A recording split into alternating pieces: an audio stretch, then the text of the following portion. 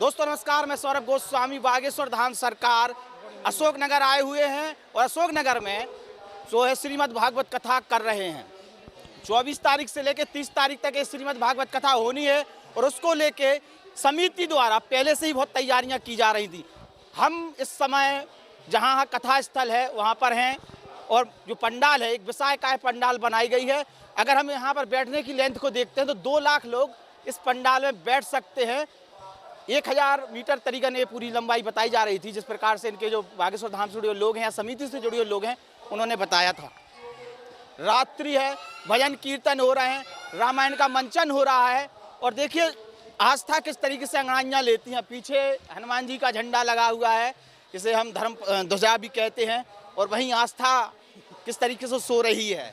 कारण ये है कि रात्रि के 12 बजने को हैं करीबन और लोग क्या करें, चूँकि सुबह से फिर उन्हें इंतजार करना है, फिर जगह बचा के रखना है। लाखों की भीड़ हो जाती है। आज 5 से 7 लाख लोगों की भीड़ थी।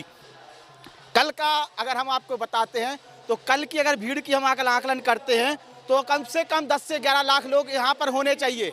चूँकि अभी तक 8 से 9 जो कथाएँ महाराज जी द्वारा की गई हैं लगातार, उनको हम लोगों ने जिस तरीके से कवर किया है या हर कथा में जाके जो अनुभव मिले हैं वो अनुभव जो हैं उस अनुभव के आधार पर हम ये कह रहे हैं कि कल जो अशोकनगर में होने वाला है, अशोकनगर के इतिहास में शायद ही कभी हुआ होगा। अशोकनगर में इस समय लाखों लोग हैं और एक अदृश्य शक्ति या कहें कि अदृश्य जो जनता है वो चली आ रही है। सुबह 6 बजे यहाँ पंडाल फुल हो चुका था। सुबह के जो दृश्य है वो भी आप लोगों के सामने। आज धीरेन्द्र कृष्ण शास्त्री जो है तो लोगों ने बहुत सहन किया है और काफ़ी लोग चले भी गए हैं। ऐसे में कल हो सकता है कि समय पर जो है दरबार भी लगे, समय से कथा भी हो, चूँकि व्यवस्था बहुत बड़ी है, जन समुदाय बहुत है। ऐसे में अगर कोई अव्यवस्था फैलती है और वो भी अगर व्यासपीठ से अव्यवस्था फैलती है तो फिर दिक्कत होती है। लोगों को जो भरोसा है, विश्वास है, चूँकि 500,000 किलोमीटर से लोग आए हैं।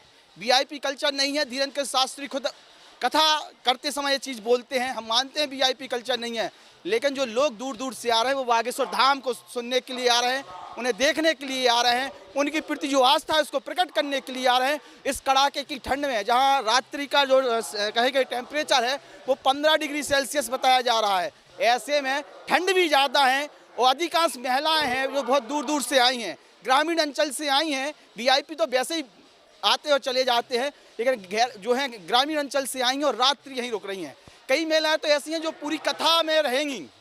तो वो लोग जो बागेश्वर धाम सरकार से मिलना चाहते हैं, उन्हें देखना चाहते हैं, उनको कहीं ना कहीं महसूस करना चाहते हैं, उनके प्रति आस्था प्रकट करना चाहते हैं, तो कम से कम व्यासपीठ को इतना ध्यान तो रखना चाहिए कि समय पर कथा आरंभ हो जाए। जो आयोजक करता है उन्हें भी इस चीज़ का ध्यान रखना चाहिए कि समय पर कथा आरंभ हो, समय पर दिव्य दरबार आरंभ हो। चूँकि व्यवस्थाएँ बहुत अच्छी की हैं।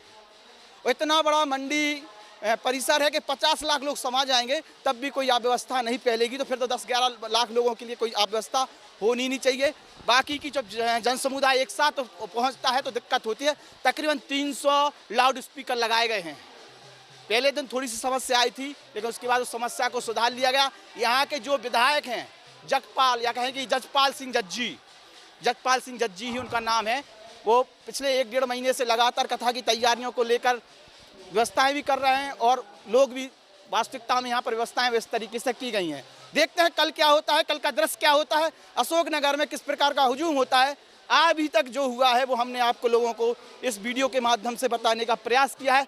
3 दिन की कथा हो चुकी है, बाकी के दिन कथा इसी तरीके से होगी। हर रात्रि में भजन कीर्तन होते हैं, मातृशक्ति भी भजन कीर्तन करती है तो पुरुष भी भजन कीर्तन करते हैं और इसी तरीके से पूरी रात कटती है और बीत जाती है।